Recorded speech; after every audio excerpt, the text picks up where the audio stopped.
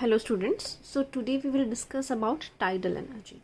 So first of all we will discuss some of the basic concepts of tide कि tide कैसे बनती है. ये तो हमें पता है कि जो tides हैं वो oceans में हम देखने को मिलती हैं.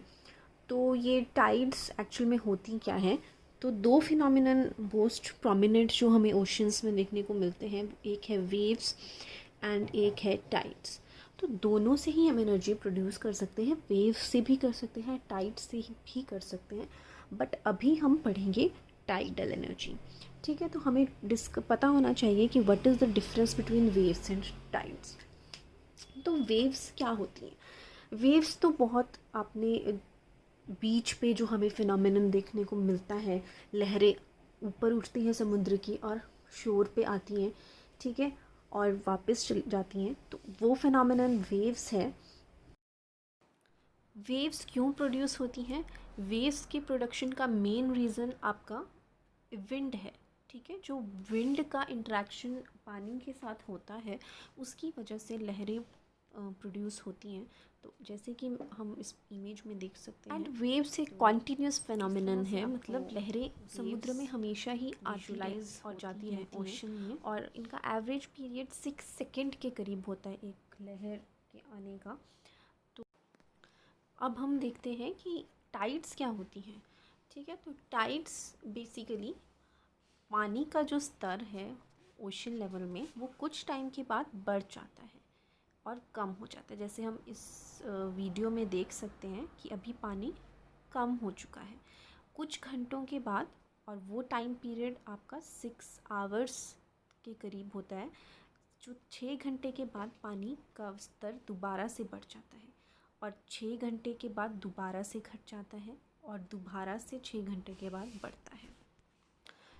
तो जब पानी का लेवल मैक्सिमम है उसको हम हाई टाइड कहते हैं, और ज्वार हिंदी में. और जब पानी का लेवल आपका मिनिमम होता है तो उसको हम भाटा कहते हैं, और लो टाइड, भाटा हिंदी में और इंग्लिश में उसको लो टाइड कहा जाता है. तो ये आपका एक दिन में ये चीज़ 4 बार होती है. मतलब किसी भी जगह पे एक दिन में 2 बार हाई टाइड या ज्वार होता है, और उसी जगह पे एक दिन में 2 बार भाटा या लो टाइड होता है. तो अब ये होता क्यों है, ठीक है, ये हम आगे स्टडी करेंगे. So now let's study further. तो हमें पता है कि अर्थ जो है वो अपने एक्सिस के अराउंड भी रोटेट करती है. ठीक है, तो अब अगर आप किसी भी चीज़ को हम सर्कुलर मोशन में रोटेट घुमाते हैं, फॉर एग्ज़ाम्पल आप एक स्ट्रिंग को ही ले लीजिए, एक पतली सी तार को अगर आप घुमा रहे हैं और एंड में कुछ वेट है तो वो बाहर की तरफ को स्ट्रेच होती है, जैसे कि हम इस पिक्चर में देख सकते हैं. ठीक है, तो उस पर जो सेंट्रीफ्यूगल फोर्स लग रही है, जो रोटेशन की वजह से लगती है, वो आउटवर्ड लगती है. सेकेंड एग्ज़ाम्पल हम देख सकते हैं, जैसे यहाँ पे एक ये झूला है, और जब ये रोटेट करेगा तो जो सीट्स हैं वो सारी आउटवर्ड की तरफ को स्ट्रेच हो जाएंगी. तो अर्थ भी रोटेट करती है. तो अब अर्थ की सतह पे हम जानते हैं 70% के करीब पानी है. तो जब रोटेट करेगी तो उस वाटर पे भी सेंट्रीफ्यूगल फोर्स लगेगी. ठीक है, सब पे लगेगी, ऐसा नहीं कि वाटर पे ही लगेगी, लैंड पे भी लगेगी, आप ह्यूमंस पे भी एक्सर्ट हो रही है वो. बट पानी पे उसका इफ़ेक्ट इजीली देखा जा सकता है, क्योंकि पानी इजीली आपका फ्लो करता है. तो इस वजह से जो पानी है वो हमेशा बाहर की तरफ को स्ट्रेच्ड आउट रहता है, जैसा कि हम इस डायग्राम में देख सकते हैं. तो जो ब्लू से आउटलाइन बना रखी है वो वाटर को रिप्रेजेंट कर रहा है कि जब अर्थ रोटेट करेगी तो वो वाटर बाहर की तरफ को फैलना चाहेगा, बट वो बाहर की तरफ को स्पिल आउट नहीं हो जाता है, क्योंकि अर्थ की ग्रेविटी भी उसको होल्ड करके रखती है. तो दो यहाँ पे फोर्सेस लग रही हैं, एक सेंट्रीफ्यूगल फोर्स और एक अर्थ की ग्रेविटी, जो उस पानी को होल्ड करके रख रही है, और सेंट्रीफ्यूगल फोर्स उस पानी को बाहर की तरफ को, उसकी वजह से पानी फैलना चाह रहा है. Now we all know that earth revolves around sun, सूरज के अराउंड वो चक्कर लगाती है। तो अब यहाँ पे हम एज्यूम कर रहे हैं अब सन भी यहाँ पे रोल में आएगा। तो अब आप देख सकते हैं जो अर्थ का यहाँ पे फ़ोटो है वहाँ पे एक हाफ ब्राइट दिख रहा है, मतलब सामने की तरफ को आपका सूरज है। तो जिस तरफ सूरज है उस तरफ अब ग्रेविटी ड्यू टू सन भी होगी, ठीक है। जो एरिया अर्थ का सूरज के सामने आएगा वहाँ पे ग्रेविटी का इफ़ेक्ट ज़्यादा होगा। तो अब वो सब चीज़ों पे होगा, ऐसा नहीं कि सिर्फ पानी पे होगा, बट पानी पे अगेन वो इजीली हम उसको आइडेंटिफाई कर सकते हैं। तो जो पानी है यहाँ पे देखिए सामने वाली तरफ को, वहाँ पे येलो एरो भी लगा है, वो थोड़ा सा और बाहर को आ जाता है क्योंकि उस तरफ अब सन है।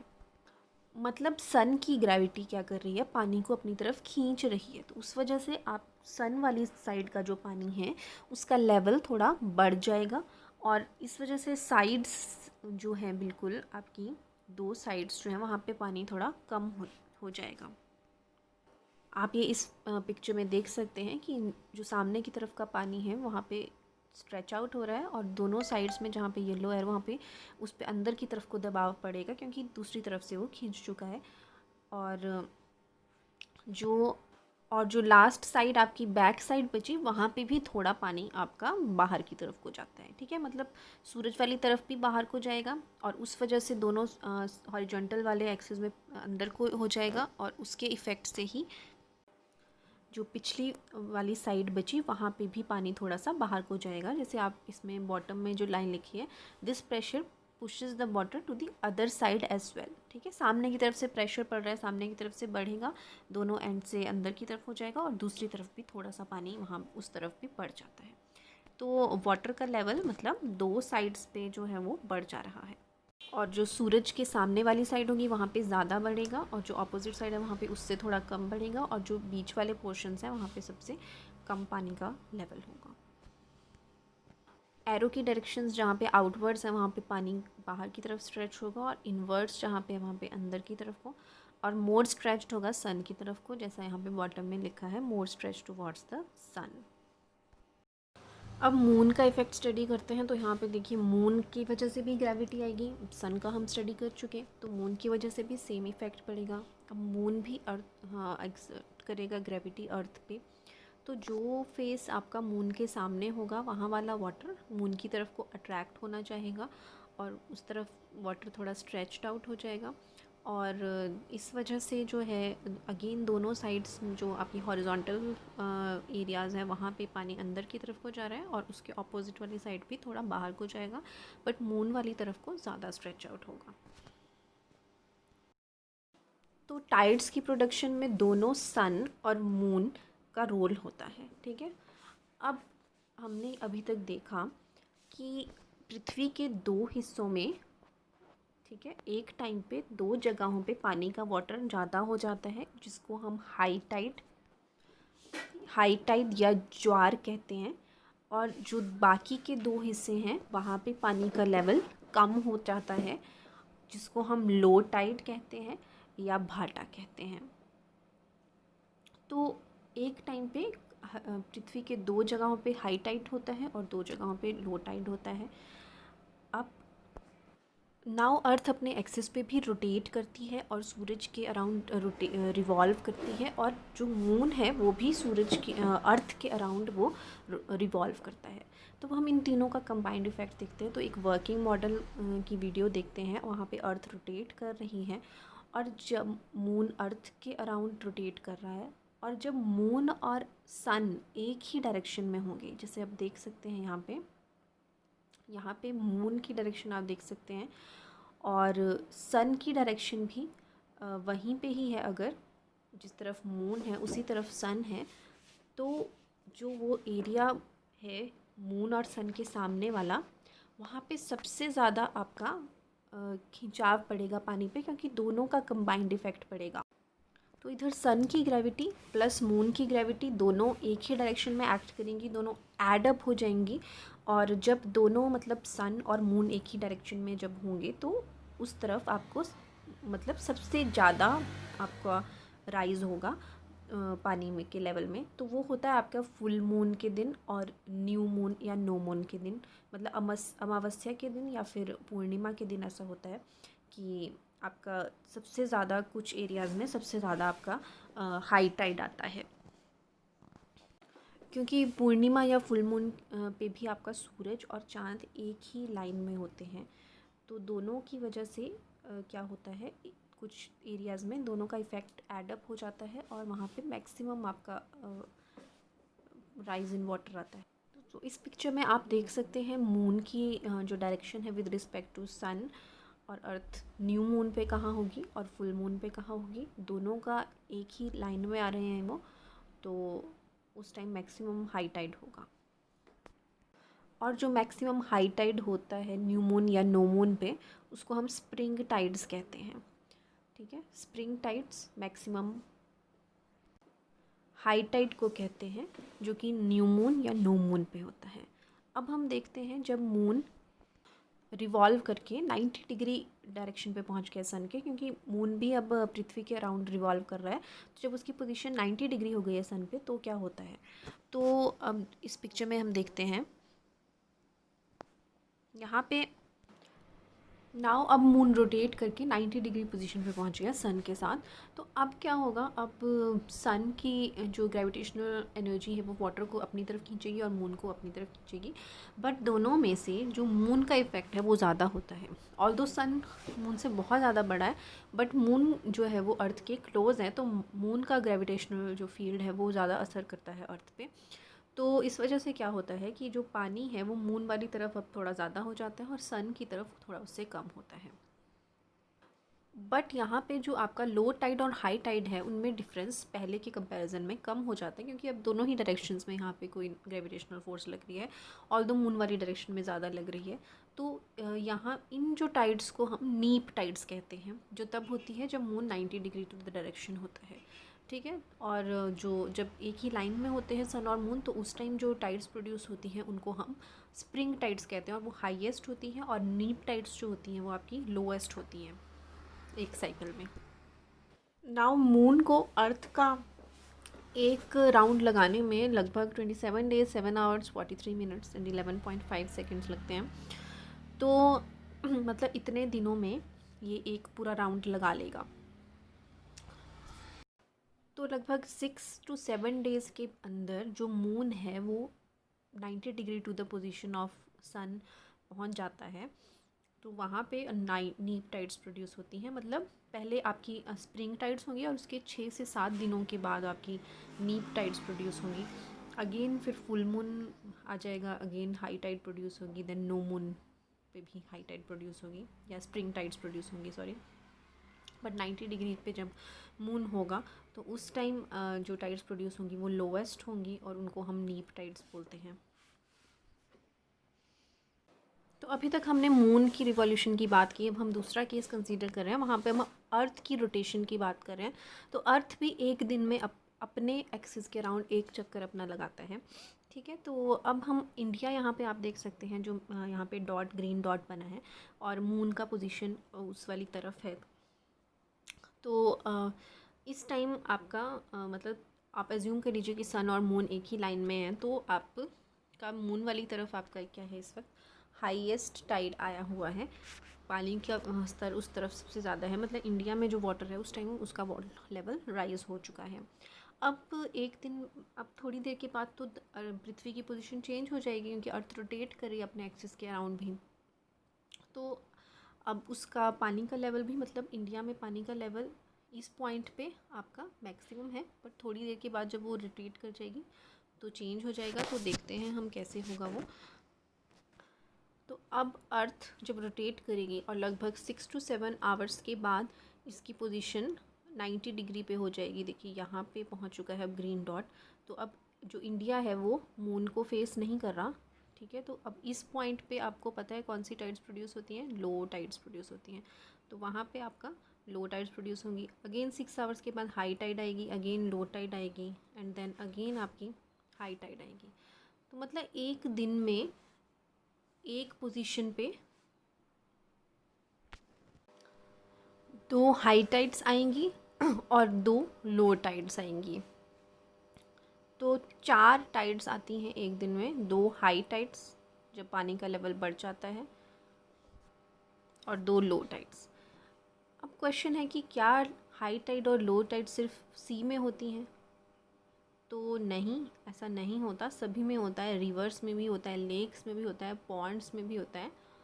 बट क्योंकि इन सब वाटर बॉडीज़ का जो पानी है वो समुद्र की कंपैरिजन में बहुत लेस होता है, तो वहाँ पे जो राइज और फॉल होता है वाटर में due to the gravitational forces of sun and moon, वो बहुत कम होता है, उसको विजुलाइज नहीं किया जा सकता।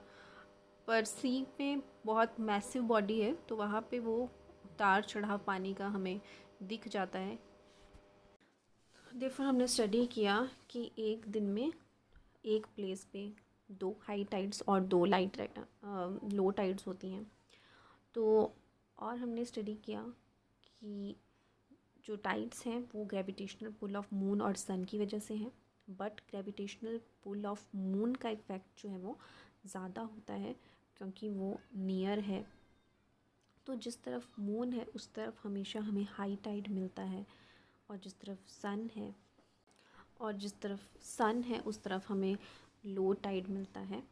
और जब दोनों एक ही लाइन में होते हैं तो उस टाइम हमें हाईएस्ट पुल मिलता है, हाईएस्ट हाई टाइड मिलता है, जिसको हम स्प्रिंग टाइड कहते हैं। और जब 90 डिग्रीज़ पे होते हैं तो उस टाइम आपको हाई टाइड और लो टाइड में ज़्यादा डिफरेंस नहीं होता, और उस टाइम जो टाइड्स होती हैं वो आपकी नीप टाइड्स कहलाती हैं, और वो सबसे लोएस्ट होती हैं 90 डिग्री पोजीशन में। और ऑल्सो जो मून है वो अगले दिन थोड़ा आगे मूव कर गया होगा क्योंकि वो भी रिवॉल्व लगा कर रहा है, तो अगले दिन मून भी थोड़ा आगे मूव कर गया है। तो एक दिन में तो 2 हाई टाइड्स और 2 लो टाइड्स होंगी, बट अगले दिन उस जगह पे जो हाई टाइड है वो थोड़ा लेट होगी क्योंकि मून थोड़ा आगे चला गया है। तो वो जो डिफरेंस है हाई टाइड में वो 50 मिनट्स के करीब आता है, मतलब अगले दिन उस जगह पे 50 मिनट बाद हाई टाइड होगा। The moon rises and sets about 50 minutes later too.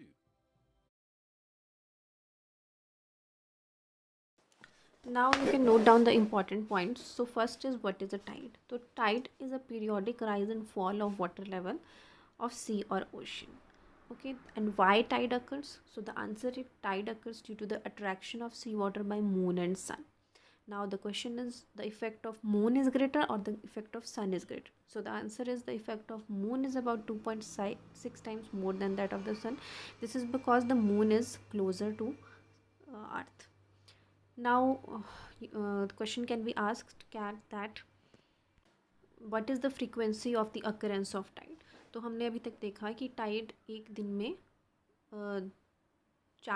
2 बार हो रही हैं, ठीक है, मतलब 2 बार हाई टाइड हो रही है और 2 बार आपकी लो टाइड हो रही है, मतलब पूरा जो साइकिल है, एक हाई टाइड और एक लो टाइड, ठीक है, ऐसे 2 साइकिल हो रहे हैं, ठीक है। तो मतलब tides occur twice in a period of 24 hours. तो एक पूरे साइकिल को, एक हाई टाइड और एक लो टाइड, इसको हमने एक कंप्लीट साइकिल बोल दिया। तो ये आपका 2 बार हो रहा है पूरा साइकिल, ठीक है, मतलब एक दिन में 2 साइकिल्स हो रहे हैं, मतलब कि एक साइकिल में एक हाई टाइड और एक लो टाइड है, तो 2 साइकिल्स में 2 हाई टाइड और 2 लो टाइड होगी। तो जो इसका अकरेंस का पीरियड है वो 24 आवर्स 50 मिनट्स लिया गया है। 50 मिनट्स क्यों लिया गया है? क्योंकि मून अगले दिन आपका 50 मिनट के बाद उस प्लेस पे होगा, तो एवरेज जो 24 आवर्स 50 मिनट्स लिया जाता है टाइड्स का टाइम, और इसको हम ल्यूनर डे भी कहते हैं, ठीक है। तो rotation of earth causes 2 high tides and 2 low tides every day, तो एंड 2 टाइड साइकिल्स होते हैं एक दिन में।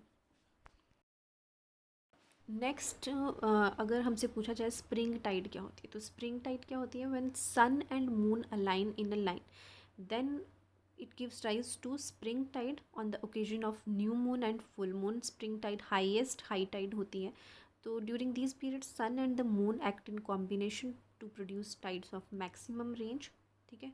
और ये 2 बार होती है ल्यूनर मंथ में, क्योंकि मून को एक चक्कर लगाने के लिए 28 डेज़ का टाइम लगता है नियर अबाउट, ठीक है। तो ये आप देख सकते हैं अब फिगर में भी कि एक चक्कर में मून के ये 2 बार एक लाइन में आ रहे हैं, तो 28 डेज़ में मतलब 14 दिन के बाद या तो फुल मून होगा या न्यू मून होगा, तो 14 दिन के बाद आपकी हाईएस्ट टाइड्स होंगी, स्प्रिंग टाइड्स होंगी। तो ठीक है, 2 बार होगा 28 दिन में, मतलब 14 दिन के बाद ये साइकिल रिपीट होता है आपका हाईएस्ट टाइड वाला। नेक्स्ट इज़ नीप टाइड्स। नीप टाइड्स सबसे लोएस्ट होती हैं, उस टाइम आपका जो डिफरेंस होता है लो टाइड और हाई टाइड में वो ज़्यादा नहीं होता, क्योंकि एक तरफ सन की तरफ से ग्रेविटेशनल लगता है और 90 हॉरिजॉन्टल एक्सिस पे मून की वजह से लगता है। ऑब्वियसली मून की वजह से ज़्यादा होगा, तो पर दोनों तरफ है तो डिफरेंस कम होता है। तो sun and moon are at right angles with respect to each other on first and third quarter of the moon. ठीक है, the tides produced are neap tides and tidal range is minimum. उस time tides neap tides होती हैं और उस time tidal range जो होती है वो सबसे कम होती है। तो आप बस इतना लिख सकते हैं कि when sun and moon are at right angles to each other then the tides produced are neap tides, और उनकी रेंज मिनिमम होती है। मिनिमम टाइडल रेंज का मतलब है कि मैक्स हाई टाइड और लो टाइड में सबसे कम डिफरेंस होता है नीप टाइड्स के ड्यूरिंग। और जो पीरियड आपका स्प्रिंग टाइड और नीप टाइड के बीच में है उसमें ग्रेजुअली आपका जो टाइडल रेंज है वो डिक्रीज़ होगा और नीप टाइड के टाइम के वक्त वो मिनिमम होगा। तो बस इसको नोट करने की ज़रूरत नहीं है आपको। अब हम टाइडल रेंज स्टडी। तो हमने देखा कि एक साइकिल में एक हाई टाइड हो रहा है और एक लो टाइड हो रहा है, तो उसको हम साइन वेव से भी रिप्रेजेंट कर सकते हैं कि धीरे धीरे पानी का लेवल इंक्रीज़ हो रहा है, मैक्सिमम जा रहा है, फिर वो डिक्रीज़ होके मिनिमम आ रहा है। ठीक है, तो टाइडल रेंज मैक्सिमम और मिनिमम के बीच का डिफरेंस है। तो यहाँ पे आप देख सकते हैं टाइडल रेंज लिखा है, तो ये दोनों पीक वैल्यूज़ का जो गैप है वो बता रहा है। और जो एक साइकिल का टाइम है वो कितना होगा, हमने पीछे स्टडी किया कि 24 आवर्स 50 मिनट्स में आपके 2 साइकिल बन रहे हैं, तो एक साइकिल 12 आवर्स 25 मिनट्स में बनेगा, तो 12 आवर्स 25 मिनट्स में हमें एक पूरा साइकिल मिल रहा है। और हाईएस्ट और लोएस्ट के बीच का जो डिफरेंस है उसको टाइडल रेंज कहा गया है। और जो पॉइंट ए है वो हाई टाइड इंडिकेट कर रहा है और पॉइंट बी जो है वो लो टाइड इंडिकेट कर रहा है। And tidal range is defined as the difference in water levels between high tide and low tide, and there are 2 tidal cycles in a day, that is 24 hours 50 minutes. The average period of one tidal cycle is 12 hours and 25 minutes. So these are the important terms and definitions. Definition of tide. Then high tide or flood tide. Flood tide होगा when water level rises above the mean sea level, means जब पानी का level बढ़ जाता है तो उसको हम हाई टाइड कहते हैं या उसको फ्लड टाइड भी कह सकते हैं। और जब पानी का लेवल घट जाता है तो उसको हम लो टाइड या एब टाइड कहते हैं। तो water level below the mean sea level. Then spring tide. Spring tide होता है आपका हाईएस्ट हाई टाइड, ठीक है, और ये कब होता है, जब न्यू मून और फुल मून पे। देन नीप टाइड आपका लोएस्ट लो टाइड होता है, मतलब जब डिफरेंस और जो टाइडल रेंज है उस टाइम वो मिनिमम होती है। तो ये आपका ये कब होता है, जब मून 90 डिग्री पे होता है, मतलब अपना 1/4 वो चक्कर पृथ्वी का काट चुका होता है। मतलब फर्स्ट क्वार्टर का मतलब 1/4 होता है, तो 1/4 जब हिस्सा कर दिया उसने, और या तो जब उसको 1/4 बचा होता है जब दोबारा राउंड लेके आएगा वो 90 पे, तो उसको थर्ड क्वार्टर हो गया। तो फर्स्ट और थर्ड क्वार्टर में आपका हाफ नीप टाइड्स होती हैं। Then we have tidal range. तो tidal range is the difference in water levels between high tide and low tide. And barrage एक लो हाइट डैम को कहा जाता है। नाउ हम इस टाइडल पावर का कैसे यूज़ करेंगे और इलेक्ट्रिसिटी जनरेशन करेंगे वो हम नेक्स्ट वीडियो में स्टडी करेंगे। So thank you.